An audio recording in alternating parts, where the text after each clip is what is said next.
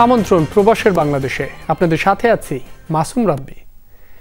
লিবিয়ার detention centre থেকে দেশে ফিরছেন 176 বাংলাদেশি। দেশটির বাংলাদেশ দূতাবাসের উদ্যোগে আন্তর্জাতিক অভিবাসন সংস্থা IOM এর সহায়তায় দেশে ফেরার সুযোগ পাচ্ছেন তারা। বুধবার ত্রিপোলির তাজুরা ডিটেনশন সেন্টার থেকে দেশের উদ্দেশ্যে রওনা দেন এসব বাংলাদেশি। আজ সকাল 8টার দিকে বুরাক এয়ারলাইন্সের মাধ্যমে হজরত শাহজালাল আন্তর্জাতিক বিমানবন্দরে পৌঁছানোর কথা রয়েছে তাদের। রাষ্ট্রদূত মেজর জেনারেল আবুল হাসনাত মোহাম্মদ খায়রুল বাশার এর নেতৃত্বে দূতাবাসের একটি প্রতিনিধি দল লিবিয়া থেকে বিদায় জানান তাদের। লিবিয়ার বিভিন্ন ডিটেনশন সেন্টারে আটক বাংলাদেশি নাগরিকদের নিরাপদ প্রত্যাবাসনের লক্ষ্যে কাজ করে যাচ্ছে সেখানকার বাংলাদেশ দূতাবাস। এক ফেসবুক পোস্টের মাধ্যমে এই আশ্বাস দিয়েছে কূটনৈতিক প্রতিষ্ঠানটি, জানিয়েছে স্থানীয় কর্তৃপক্ষ ও IOM এর সঙ্গে নিবিড়ভাবে কাজ করছে তারা। দীর্ঘদিন ধরে ভারতে আটকা থাকার পর মুক্তি পেয়ে 2 সন্তান নিয়ে দেশে ফিরেছেন রাজিয়া আক্তার নামে বাংলাদেশি এক নারী। সন্ধ্যা 6টার দিকে তাদের বহনকারী বিমান হজরত শাহজালাল বিমানবন্দরে পৌঁছায়। সেখানে মা বাবা সহ স্বজনদের পেয়ে আবেগ আপ্লুত হয়ে পড়েন রাজিয়া আক্তার। তিনি জানান, বিয়ের পরই স্বামীর সাথে ভারতে যান তিনি। সেখানেই জন্ম হয় তার প্রথম সন্তান মাজেদার। করোনার সময়ে দেশে ফিরে আসেন রাজিয়া। এরপর দালালের মাধ্যমে আবার যান ভারতে। সেখানে জন্ম নেয় তার দ্বিতীয় সন্তান রাব্বি। স্বামী সন্তান নিয়ে ভালোই কাটছিল তাদের দিন। রাজিয়া জানান, 5 আগস্টের পর ভারতে বাংলাদেশিদের ওপর দমন পীড়ন শুরু হয়। স্বামী সন্তান সহ আটক করা হয় তাদের। বলেন, দীর্ঘদিন পর দেশে ফিরতে পারলেও তার স্বামী এখনো আটক ভারতের ব্যাঙ্গালোরে। দালালের মাধ্যমে গিয়েছিলাম, তো ওইখানে সমস্যা হওয়ার কারণে পুলিশ আমাদের অ্যারেস্ট করছে। ওইখানে 5 মাস আমরা জেলে ছিলাম। এই শেখ হাসিনা যাওয়ার পরে এই আমাদের অ্যারেস্ট করছে। তার আগে ভালোই ছিলাম। আমার স্বামীও ওইখানে আটক আছে। কিভাবে আছে তা আমি জানি না। এখন আমি এই ভাইয়ার মাধ্যমে সব কিছু রেডি করে আমি এই আসতে পারছি। আমি অনুরোধ করব, যে কোনো পরিবারের মানুষগুলো যেন বাংলাদেশের বাইরে কোথাও যেতে গেলে অন্তত পরিবার, প্রশাসন এবং স্থানীয়ভাবে খোঁজ খবর নিয়ে যেন পরিবারের সদস্যকে দেশে বিদেশে পাঠানো হয়। কুয়েতে পণ্য সরবরাহ বৃদ্ধির মাধ্যমে দেশটির সাথে সম্পর্ক উন্নয়ন করতে চায় বাংলাদেশ, এমনটি জানিয়েছেন কুয়েতে নিযুক্ত বাংলাদেশি রাষ্ট্রদূত major general Syed Tareq Hossain. Kuwait chamber of commerce and ইন্ডাস্ট্রির প্রতিনিধিদের সাথে বাংলাদেশের পররাষ্ট্র মন্ত্রণালয়, বাণিজ্য মন্ত্রণালয় এবং ব্যবসায়ী প্রতিনিধিদের সাথে বৈঠকের পর এমনটি জানান রাষ্ট্রদূত। কুয়েত থেকে প্রতিনিধি হেবজু মিয়ার পাঠানো প্রতিবেদনে বিস্তারিত। কুয়েতের chamber of commerce and industry ভবনে বাংলাদেশ ও কুয়েতের প্রতিনিধিদের সাথে বৈঠক অনুষ্ঠিত হয়। এতে উপস্থিত ছিলেন দেশটির চেম্বার অফ কমার্স অ্যান্ড ইন্ডাস্ট্রির প্রতিনিধিরা। অন্যদিকে বাংলাদেশের পক্ষে উপস্থিত ছিলেন পররাষ্ট্র, বাণিজ্য এবং চেম্বার অফ কমার্স অ্যান্ড ইন্ডাস্ট্রির প্রতিনিধিরা। এ সময় রাষ্ট্রদূত বলেন, কুয়েতের বাজারে বাংলাদেশি পণ্যের সরবরাহ বৃদ্ধির বিষয়ে আলোচনা হয়েছে বৈঠকে। তৈরি পোশাকের পাশাপাশি ওষুধ, কৃষিপণ্য এবং শিল্পজাত দ্রব্য রফতানির সম্ভাবনা তুলে ধরা হয়। বাংলাদেশ এবং কুয়েতের মধ্যে কয়েক মিলিয়নের মাত্র আমাদের ব্যবসা হয়। তো আমরা আশা করছি আমরা কয়েক বিলিয়নে এটাকে উঠিয়ে নিয়ে যাবো ইনশাল্লাহ। আমরা এদেরকে জানিয়েছি যে আমাদের যে একটা বিশাল একটা ইউথ পপুলেশন আছে, আমাদের যে বুমিং IT সেক্টর আছে, তো এইসব তথ্য অনেকগুলো হয়তো অজানা ছিল। তাদেরকে আমরা তথ্যগুলো জানিয়েছি। ফার্মাসিউটিক্যালসের যে কোয়ালিটি আমরা বিভিন্ন দেশে ইতিমধ্যে প্রমাণিত করেছি, সেই জিনিসটা আমরা এখানে প্রকাশ করার জন্য আসছি। ইতিমধ্যে তারা জেনেছেন যে আমাদের কোয়ালিটি কেমন, আমরা কোন কোন দেশে ফার্মাসিউটিক্যালস আর প্রোডাক্টগুলো এক্সপোর্ট করে থাকি। বাংলাদেশ দূতাবাসের এ ধরনের উদ্যোগ মধ্যপ্রাচ্যে বাজার সৃষ্টিতে গুরুত্বপূর্ণ ভূমিকা রাখবে বলে মনে করছে প্রবাসীরা। অস্মিতা বিশ্বাস, যমুনা নিউজ।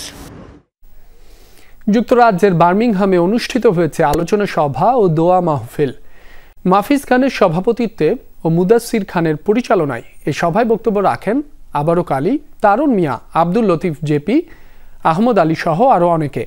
আলোচনা সভা শেষে এক বিশেষ দোয়া মাহফিল অনুষ্ঠিত হয়। বিএনপি চেয়ারপারসন বেগম খালেদা জিয়ার সুস্বাস্থ্য ও দীর্ঘায়ু কামনা করা হয়। ভারপ্রাপ্ত চেয়ারম্যান তারেক রহমানের ঘোষিত 31 দফা বাস্তবায়ন এবং ইলিয়াস আলী ও তার ড্রাইভার আনসার আলী সহ গুমকৃত সকল ব্যক্তিদের সন্ধানের দাবি জানানো হয় সভায়। বাংলাদেশ ও যুক্তরাষ্ট্রের এয়ারফোর্সের অংশগ্রহণে চট্টগ্রামের জহুরুল হক বিমান ঘাঁটিতে শুরু হয়েছে যৌথ মহড়া।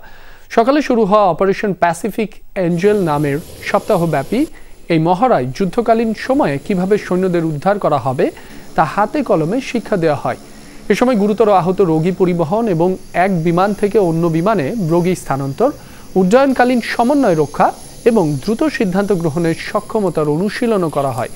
সপ্তাহব্যাপী এই যৌথ মহড়া শেষ হবে আগামী শুক্রবার।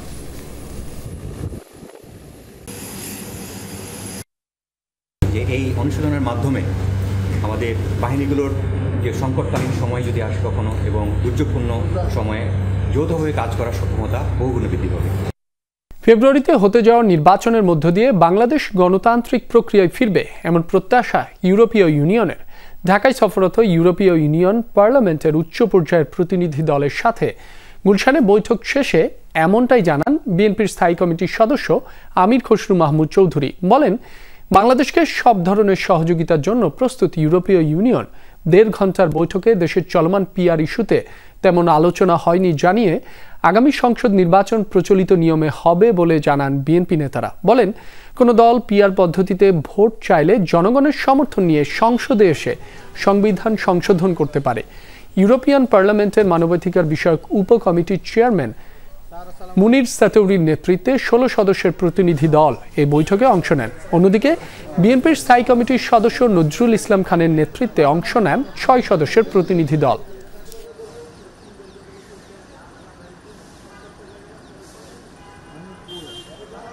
বাংলাদেশের যত তাড়াতাড়ি সম্ভব একটা নির্বাচনের মাধ্যমে দেশে গণতন্ত্র ফিরে আসা দরকার এবং এর জন্য ওরাও কাজ করতে চায়। আমাদের সকলে মিলে এই কাজটা যত তাড়াতাড়ি সম্পন্ন করতে পারি, দেশের জন্য মঙ্গল, গণতন্ত্রের জন্য মঙ্গল। জুলাই আগস্টে আন্দোলন হলো, সেখানে দাবির মধ্যে কি পিআর ছিল?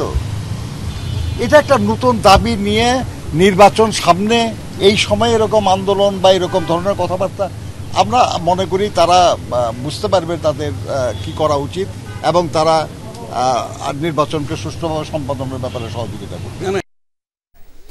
কিছু মহল এখনও ভোট বিলম্বিত করার চেষ্টা করছে, তবে অন্তর্বর্তী সরকার সময়সূচি অনুযায়ী নির্বাচন আয়োজনে বদ্ধপরিকর।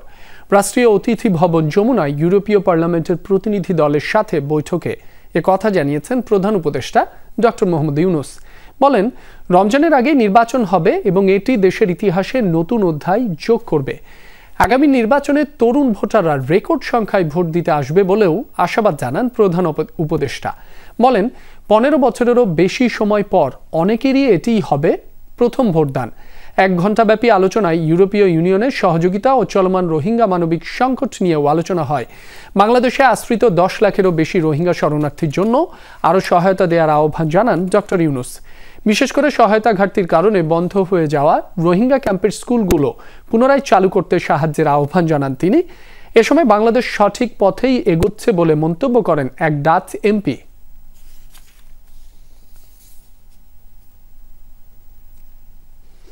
আর কোনো রোহিঙ্গাকে আশ্রয় দেবে না বাংলাদেশ, বরং আশ্রিতদের নিজ মাতৃভূমিতে ফেরাতে অঙ্গীকারাবদ্ধ সরকার। বুধবার দুপুরে সিরডাপ মিলনায়তনে রোহিঙ্গা ইস্যুতে এক আলোচনায় কথা জানিয়েছেন শ্রম ও কর্মসংস্থান উপদেষ্টা এম শাখাওয়াত হোসেন। বলেন, অন্তর্বর্তী সরকার আশা করছে আগামী বছরই রোহিঙ্গারা তাদের নিজ দেশে ফিরে যেতে পারবে। আয়োজনের চিন্তক ফরহাদ মাজহার বলেন, রোহিঙ্গা সংকট একই সাথে রাজনৈতিক, সামরিক ও ভূরাজনৈতিক সমস্যা, তাই এগিয়ে আসতে হবে আন্তর্জাতিক সম্প্রদায়কে।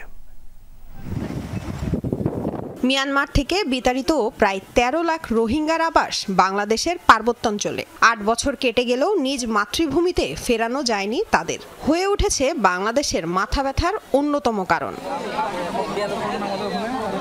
রোহিঙ্গা সংকট ও সমাধানের উপায় নিয়ে রাজধানীর সিরডাপ মিলনায়তনে গোলটেবিল বৈঠকের আয়োজন করে নীতি গবেষণা কেন্দ্র। প্রথম সেশনে যোগ দেন অন্তর্বর্তী সরকারের শ্রম ও কর্মসংস্থান উপদেষ্টা অবসরপ্রাপ্ত brigadier general doctor M Sakhawat Hossain, লেখক ও কলামিস্ট ফরহাদ মজহার সহ এই ইস্যু নিয়ে কাজ করা বেশ কয়েকজন বিশিষ্টজন। সেমিনারে মিয়ানমার সেনাবাহিনীর নির্যাতনের কথা তুলে ধরেন সীমান্ত এলাকার মানুষেরা, ছিলেন ল্যান্ডমাইনে পা হারানো মানুষেরাও। 100-200 গজ আমাদের বাংলাদেশের অভ্যন্তরাকে ওরা এই যে মায়ানমার আর্মি যারা আছে এরা ওইখানে মান বসায় রাখছে। আমি দেখি নাই, আমার মাইনে আমার পা চলে গেছে। Our immature girls and women and killed and also the Rohingyas' properties were looted by them. শ্রম উপদেষ্টা জানান আর কোনো রোহিঙ্গাকে আশ্রয় দেওয়া হবে না, বরং আশ্রিতদের ফেরত পাঠানোর দিকেই নজর সরকারের। তবে এই কাজে আন্তর্জাতিক সম্প্রদায়ের সহায়তা জরুরি। The government of Bangladesh is determined these are the people have to go back to their own motherland, and these are the people have the right to be there. As the international community sitting here, United Nations and others, my appeal would be, as a part of this government, very fervent appeal, solve this problem either amicably or whatever, but under international flag. I'm sure our diplomats are working day and night, but we need international community understanding and help. এ সময় কবি ও চিন্তক ফরহাদ মজহার বলেন, Rohingya issue কেবল আন্তর্জাতিক সমস্যা নয়, এটি একই সাথে রাজনৈতিক, সামরিক ও ভূ-রাজনৈতিক সমস্যা। After the Trump administration's tariff, we see emergence of new alliances, India, Myanmar, and China. We haven't seen any genuine gesture to address the Rohingya issue as a political crisis and a political problem. So Bangladesh is becoming a battleground for geopolitical powers. And I can see that it's going to happen very soon. Rohingya সংকট সমাধানে বৈশ্বিক জনমত গড়ে তোলার পাশাপাশি Myanmar সরকারের আরও আন্তরিকতার প্রয়োজন বলেও মত দেন বক্তারা। A has killed more than 1,000 Rohingya from northern Arakan. Lamia Tithi, Jamuna news, Dhaka. জাতিসংঘ সাধারণ পরিষদে অংশ নিতে 22 সেপ্টেম্বর নিউ ইয়র্ক যাচ্ছেন প্রধান উপদেষ্টা ডক্টর মোহাম্মদ ইউনূস। 7 উপদেষ্টার পাশাপাশি এবার সরকার প্রধানের সফর সঙ্গী হচ্ছেন বিএনপি মহাসচিব মির্জা ফখরুল ইসলাম আলমগীর সহ 4 রাজনীতিক। পররাষ্ট্র উপদেষ্টা বলছেন, নির্বাচন আসন্ন, রাজনীতিকরাই দেশ চালাবেন, তাই তাদের প্রতিনিধি দলে যুক্ত করা হয়েছে। অন্যান্য জায়গার মতো নিউ ইয়র্কে সরকার বিরোধী কোনো বিক্ষোভ হলেও বাংলাদেশের কিছু করার নেই উল্লেখ করে তৌহিদ হোসেন দাবি করেন, নিউ ইয়র্ক পুলিশ এমন পরিস্থিতি সামাল দিতে সক্ষম। 23 সেপ্টেম্বর নিউ ইয়র্কে বসছে বিশ্ব নেতাদের বার্ষিক সভা জাতিসংঘ সাধারণ পরিষদ। এতে যোগ দিতে 22 সেপ্টেম্বর যুক্তরাষ্ট্র পৌঁছাবেন অন্তর্বর্তী সরকারের প্রধান উপদেষ্টা প্রফেসর মোহাম্মদ ইউনূস। এবার বহুপাক্ষিক এই আয়োজনে বাংলাদেশ প্রতিনিধি দলে থাকছেন বিএনপি নেতা মির্জা ফখরুল ইসলাম আলমগীর, জামায়াতে ইসলামীর সৈয়দ আবদুল্লাহ মোহাম্মদ তাহের, এনসিপির আক্তার হোসেন ও বিএনপির অপর নেতা হুমায়ুন কবির।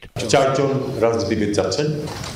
এটা করা হয়েছে কারণ যেহেতু আমরা একটা পর্যায়ের দিকে যাচ্ছি যেখানে রাজনীতিবিদদের কাছেই দেশের সার্বিক পরিচালনা ভার হস্তান্তর করা হবে, কাজে সেই হিসাবে তাদেরকে আমরা এই প্রতিনিধিদলে অংশভুক্ত করছি। এর আগে লন্ডনে প্রধান উপদেষ্টার সফরকালে তার প্রেস সচিব, এছাড়াও প্যারিসে আইন উপদেষ্টা এবং সবশেষ লন্ডনে তথ্য উপদেষ্টাকে অপদস্থের চেষ্টা করা হয়। নিউ ইয়র্কে এমন কিছুর আশঙ্কা সরকার করছে কিনা বা তা হলে মোকাবেলায় কি পদক্ষেপ তা জানতে চান সাংবাদিকরা।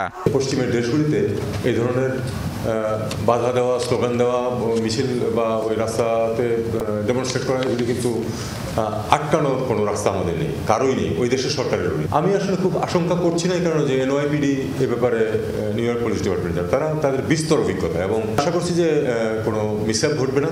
তবে ডেমনস্ট্রেশন হবে এটা কিন্তু আমি ধরে নিচ্ছি, কারণ এটা ঠেকানোর উপায় আমাদেরও নেই, ওদেরও নেই। 30 সেপ্টেম্বর রোহিঙ্গা সংকট নিয়ে প্রথমবারের মতো জাতিসংঘে বসছে উচ্চ পর্যায়ের সভা। মূলত বাংলাদেশের প্রস্তাবে সাড়া দিয়ে এই উদ্যোগ জাতিসংঘের। এ থেকে রোহিঙ্গা সংকট সমাধানের পথনকশা পাওয়ার আশা করছে সরকার। এই উচ্চ পর্যায়ের সভা থেকে যেন রোহিঙ্গা সংকট দ্রুত সমাধানের একটি কার্যকর ও সময়বদ্ধ পরিকল্পনা উঠে আসে। মূল অধিবেশনের বাইরে জাতিসংঘ মহাসচিব, পাকিস্তান ও ফিনল্যান্ডের প্রধানমন্ত্রী সহ কয়েকটি দেশ ও আন্তর্জাতিক সংস্থার প্রধানের সাথেও বৈঠক করবেন প্রধান উপদেষ্টা। 2 অক্টোবর দেশে ফিরবেন তিনি। সাথে আরো অ্যাড হতে পারে, আবার কোনো কারণে কোনোটা বাদও পড়ে যেতে পারে। মাহফুজ মিশু, যমুনা নিউজ, ঢাকা। সৌদি আরবের রিয়াদে অনুষ্ঠিত হয়েছে খুলনা টাইগার্সের আলোচনা সভা। অনুষ্ঠানের সঞ্চালনা করে খুলনা টাইগার্সের টিম ম্যানেজার আবু সাইদ ও সভাপতিত্ব করেন আব্দুল আজিজ। প্রধান অতিথি ছিলেন ঢাকা মেডিকেল সেন্টারের ম্যানেজিং ডিরেক্টর মোহাম্মদ জামরুল ইসলাম, বিশেষ অতিথি ছিলেন ঢাকা মেডিকেল সেন্টারের মার্কেটিং ম্যানেজার মোহাম্মদ রেদাউনুর রহমান। সবাই বক্তব্য রাখেন টিম মালিক আতিকুর রনি ও মোহাম্মদ জনি সহ অন্যান্যরা। অনুষ্ঠানে অংশগ্রহণ করেন খুলনা অঞ্চলের প্রবাসীরা।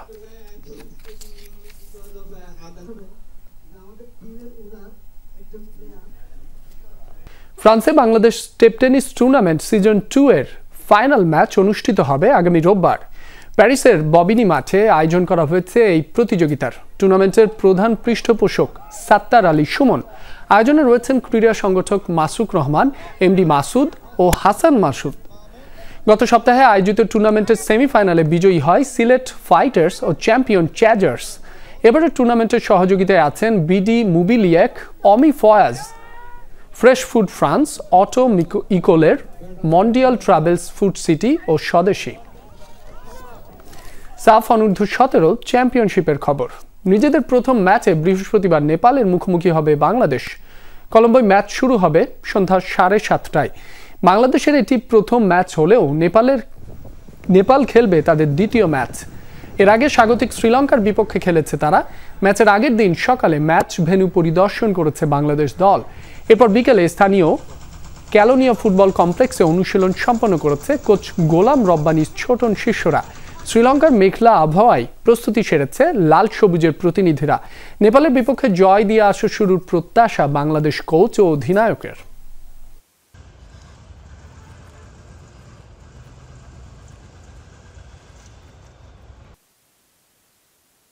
নেপাল বরাবরের মতো শক্তিশালী, তবে আমরা আমাদের জায়গা থেকে আমরা ঠিক ফিট আছি এবং আমরা 100% দেওয়ার চেষ্টা করব। ছেলেরা যদি তাদের ডিসিপ্লিন, হার্ডওয়ার্ক এবং তাদের কনফিডেন্সের সাথে খেলতে পারে, আমরা আমাদের যে লক্ষ্য সেটা সহজেই পূরণ করতে পারবো।